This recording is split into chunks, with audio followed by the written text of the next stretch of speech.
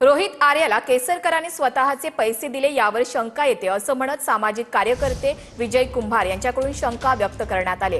रोहित आर्यानं केसरकरांवर केलेल्या आरोपांवरून त्यांनी ही शंका व्यक्त केली।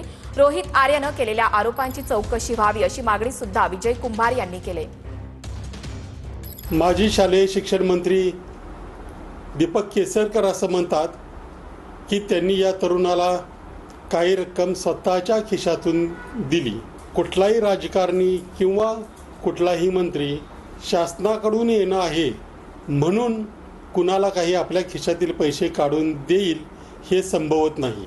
मुळात असं जर असेल तर कुणीही शासनाकडे पैसे मागणार नाही, त्यासाठी उपोषण करणार नाही, लेखी मागणी करणार नाही।